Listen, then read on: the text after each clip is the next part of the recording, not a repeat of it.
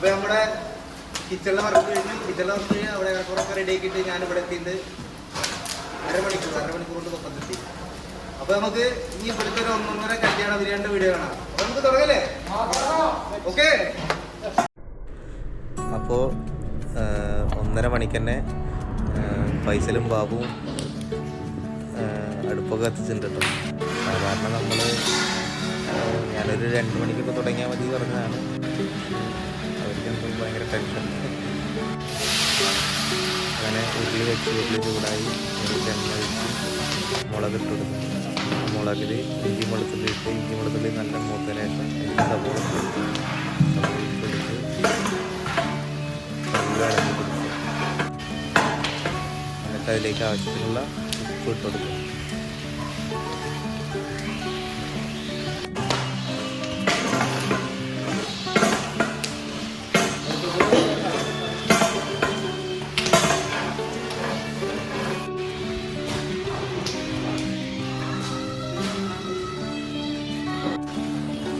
നമ്മുടെ സവോള നല്ലോണം ആയിട്ട് അതിലേക്ക് ഇനി നമുക്ക് തക്കാളി ഇട്ട് കൊടുക്കാം. 80 കിലോ ഉള്ളിയാണ് കേട്ടോ നമ്മൾ മസാല കൂട്ടുന്നത്. 80 കിലോ ഉള്ളി വലിയ ചരക്കിലിട്ടാണ്. തക്കാളി നല്ല ആയിട്ട് അതിലേക്ക് തൈര് ഒഴിച്ചിട്ട് പെരുംജീരകം ഇട്ട്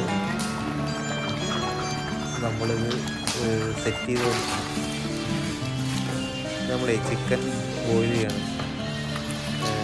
ചെമ്പിൽ വെള്ളം വെച്ചിട്ട് ഇതിൽ 300 കിലോ കോഴിയാണ്. ഇതിന് മഞ്ഞൾപ്പൊടി ഉപ്പിട്ടിട്ട് വെള്ളം കഴിഞ്ഞിട്ട് ചിക്കൻ കൊടുക്കും. എന്നിട്ട് ആ ചിക്കൻ തിളച്ച് കഴിഞ്ഞാൽ അതിന് കോരിയാണ്. അതിങ്ങനെ കോരി കൊട്ടയിലേക്ക്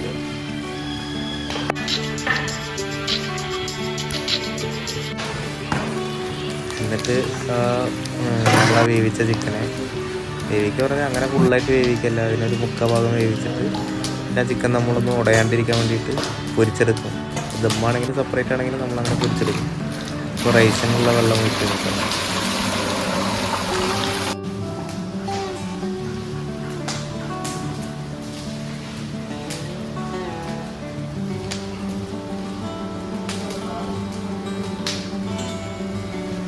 നമ്മൾ 3 ചെമ്പ് ചോറാണ് വയ്ക്കാൻ പോകുന്നത്.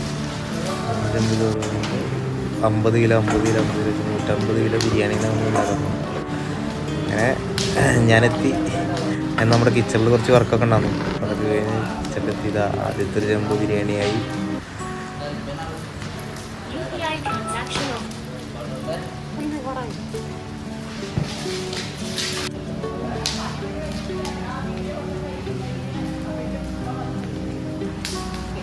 അങ്ങനെ നമ്മുടെ 2ാമത്തെ ചെമ്പിലെ വെള്ളം തിളച്ച് അതിലേക്ക് അരിയിട്ട് കൊടുത്തു.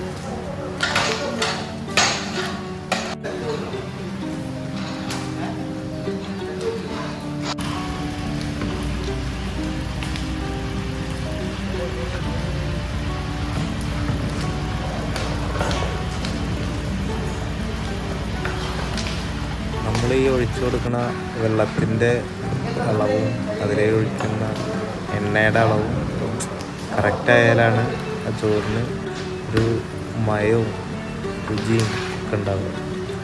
നമ്മൾ ഒഴിച്ചു കൊടുക്കുന്നതിൻ്റെ അളവ് പോലെ ഇരിക്കും ബിരിയാണിയുടെ ടേസ്റ്റ്.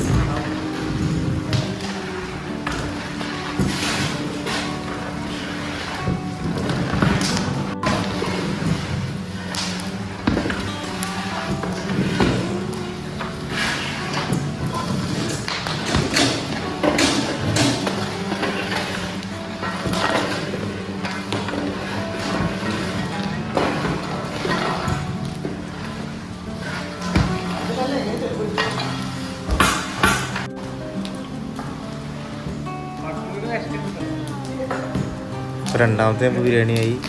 3ാമത്തെ ചെമ്പ്.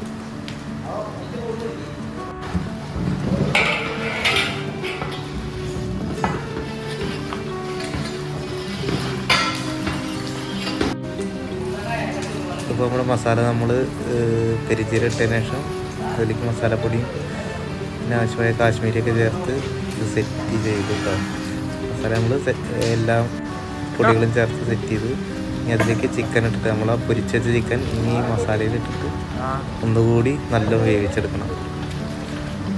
ചിക്കനെ നമുക്ക് മസാലയിൽ ഇട്ട് കൊടുക്കാം.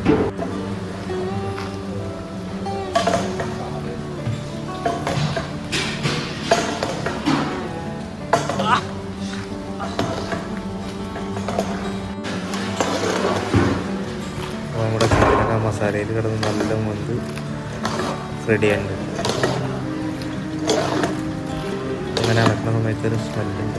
ആ മസാലപ്പൊടി ആ ചിക്കൻ്റെ സ്റ്റോക്കൊക്കെ അതിന് ഇറങ്ങിയിട്ടുള്ളൊരു സ്മെല്ല്. ഇത് കുറച്ച് ചൂട് ബിരിയാണി തന്നെ ഉഷാറാണ്. അതാണ് കല്യാണ ബിരിയാണിയുടെ ടേസ്റ്റും വേണം. പ്രത്യേകിച്ച് മസാല ഉരുളിയിൽ തന്നെ കൂട്ടണം. റൈസൊക്കെ റെഡിയായി. അതിലേക്ക് ആവശ്യമായിട്ടുള്ള ആർട്ടിഫിഷ്യൽ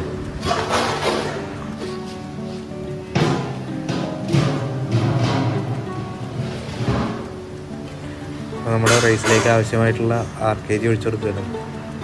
അപ്പോൾ നമ്മൾ 1.5 മണിക്ക് തുടങ്ങിയ പരിപാടിയാണ് കേട്ടോ. ഇതിപ്പോൾ ഏറെക്കുറെ ഒരു ഈ സമയം പറയുമ്പോൾ ഒരു 7 മണി ഉണ്ടാവും, 7 അല്ലെങ്കിൽ 8 മണി. അപ്പോഴേക്കും നമ്മുടെ ഒരുവിധം എല്ലാ പണികളും കഴിഞ്ഞു.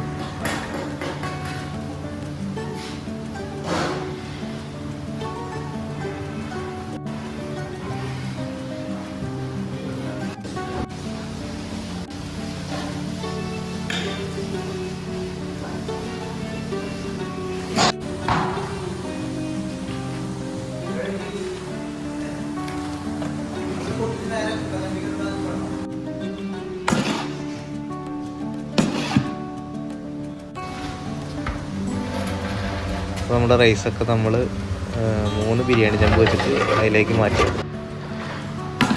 എന്താ ഈ ചെമ്പിൽ ഇരുന്നാൽ ചോറ് പൊട്ടിച്ച് കഴിഞ്ഞാൽ ചോറ് ചൂട് പോകും.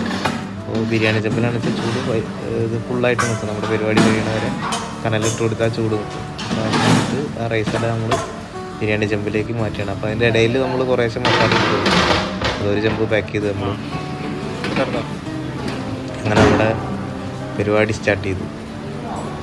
11 മണിയാകുമ്പോഴേക്കും നമ്മൾ ഫുഡ് കൊടുക്കാൻ തുടങ്ങി. ഇനി ഫുഡ് കൊടുക്കുന്ന വീഡിയോ കാണാം.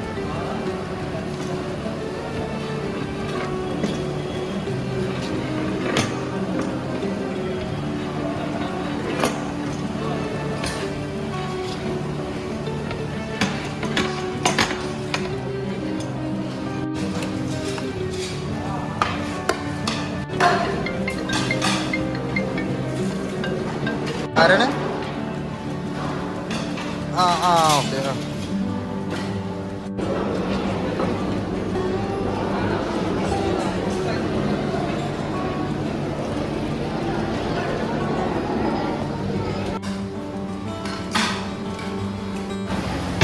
ഇന്നത്തെ പരിപാടി ഇവിടെ അവസാനിക്കുകയാണ്.